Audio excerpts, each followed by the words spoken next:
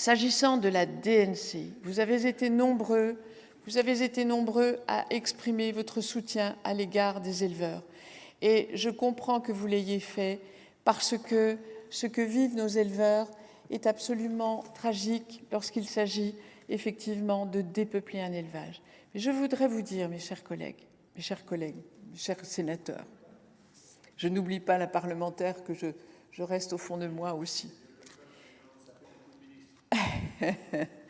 Je voudrais vous dire que si vous nourrissez le sentiment que cette terrible épidémie, cette terrible maladie n'est plus contrôlée, je voudrais vous donner quelques chiffres.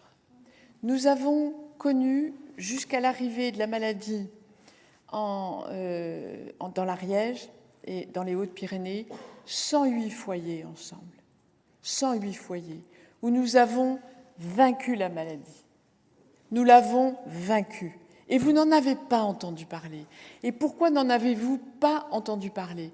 Parce qu'il y a eu vraiment la volonté, un travail collectif avec les éleveurs pour éradiquer la maladie. Et la vie est revenue dans ces exploitations. La vie est revenue. Et l'espoir a revécu lui aussi. Malheureusement, le comportement de quelques-uns, une personne suffit à exporter la maladie en dehors d'une zone réglementée. Et c'est ça que nous devons réussir en Occitanie.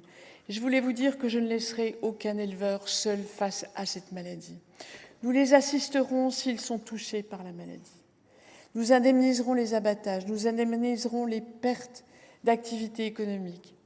Et nous serons aux côtés des éleveurs qui ne veulent pas voir arriver la maladie chez eux, dans leur élevage. Et c'est la raison pour laquelle, je termine, Madame la Présidente, c'est la raison pour laquelle nous avons la meilleure résistance à l'abattage, c'est la vigilance, la biosécurité et la vaccination.